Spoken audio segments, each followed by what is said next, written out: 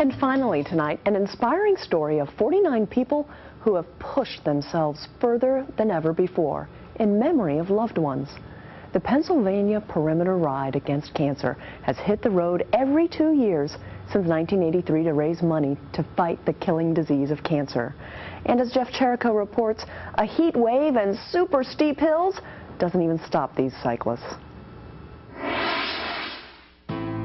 My dad had been diagnosed with prostate cancer. I lost both of my parents. A friend of mine died of cervical cancer. In 6th grade, I lost one of my friends My aunt died of cancer. I lost my father to cancer back in 2000. Each cyclist has a personal story, a reason for pushing his or her body to the physical limit on the final leg of a grueling 6-day fundraiser. It's kind of hard to talk about her. A test of strength, determination, Because she was one of those people who was convinced she was going to beat it. and love. And she didn't.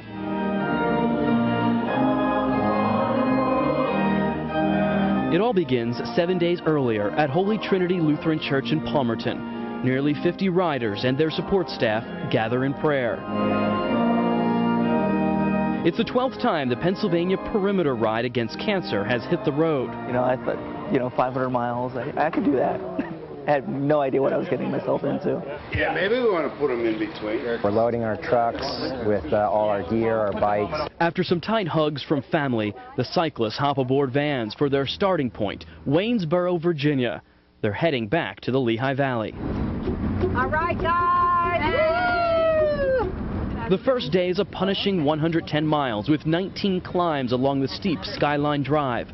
This home video shows some of the tough hills. It's a challenging 6 days of riding, so it's not something that anyone can just do.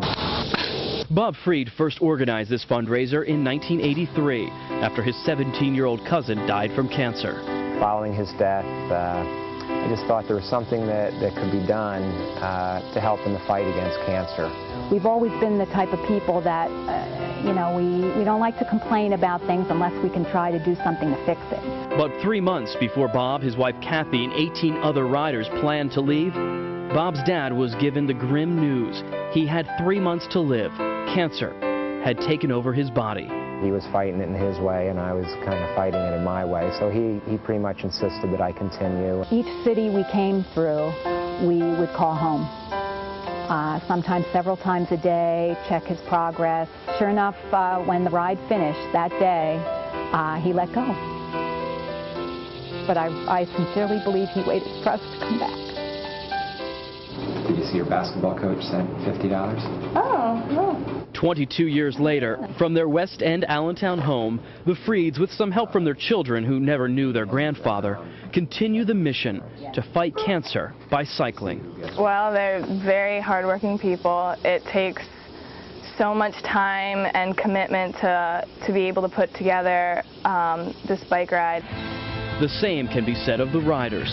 I think this is phenomenal what these people do. I mean, you have 50 riders dedicated to take a week off and ride 500 miles for cancer. I mean, to raise money. 565 miles, actually.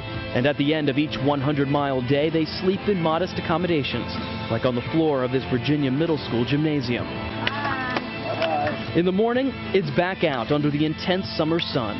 It's definitely harder than I expected. We all knew it was going to be hot, but it was African hot. I just took it one day at a time, one pedal stroke at a time. Just when you think you're going to give up, just push that extra inch, and that extra inch is going to lead to another mile.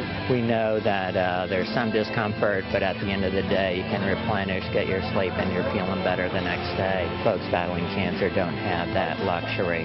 Heartbreaking thoughts of lost loved ones clearly occupy the minds of the riders. There was a person who was talking about his brother, who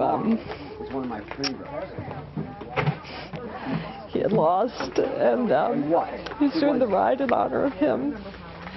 And I thought about that all day yesterday. Each volunteer has his or her own motivation to reach the finish line. And this is where the 565-mile ride comes to an end. Lafayette Avenue here in Palmerton, at the church where it all began 6 days ago. Family, friends, and cancer survivors came here to welcome the riders and offer their sincere thanks. It's amazing. I know that I could not do it. I don't think I would do 5 feet. My wife is a survivor, cancer survivor, and so am I.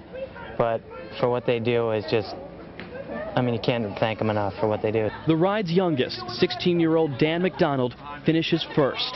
He lost his aunt last year. I think it's the greatest way to memorialize her. I don't think I could have done anything better than raise $1,800 and, you know, give it a way to help find the cure for cancer. For the riders, it's physically draining but emotionally uplifting to muster up enough strength to reach the next mountain peak, hoping the road to a cure awaits on the other side. The goal for this year's ride was $125,000.